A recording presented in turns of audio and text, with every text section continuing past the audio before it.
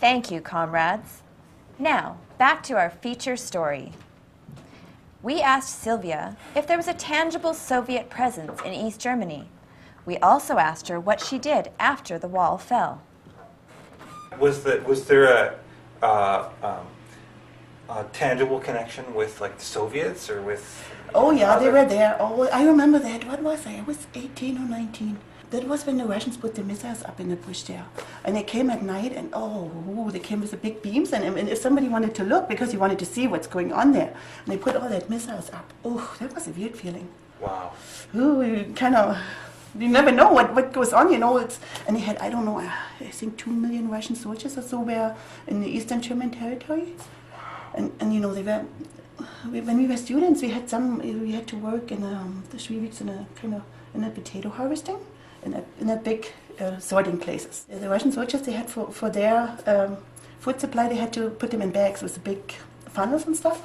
And the kids, they were 18 years old, they were just kids, and they were kept really strict there. Then we worked in the kitchen one day and we wanted to give them extra food because they were hungry. Oh, they weren't allowed to take anything. Wow. They had really tough, and if somebody wanted to go home and just escape, they didn't make it home. They shot. Wow. It was kind of, they didn't, these guys, they were poor souls there. And that's interesting. So for you at the time, your position in, there being a family, having a job and these things, you were fairly comfortable compared to these soldiers who were on foreign territory. Oh yeah. And under this strict military. Yeah. And they didn't have a choice. They got drafted. Right, drafted. Drafted, and they had to go there, and really young. Most of them were really young. Wow. And they weren't allowed to have a lot of contact with the German people. Ah, that's really surprising because you think, okay, well, they're both official, like for the parades, for the big parades. Oh yeah, for that, but not like person-to-person contact, like talk about, and because they could have seen, they came from Russian villages and stuff, and I think the life there was even harder. Was there ever a temptation for you to get political? Oh, not really.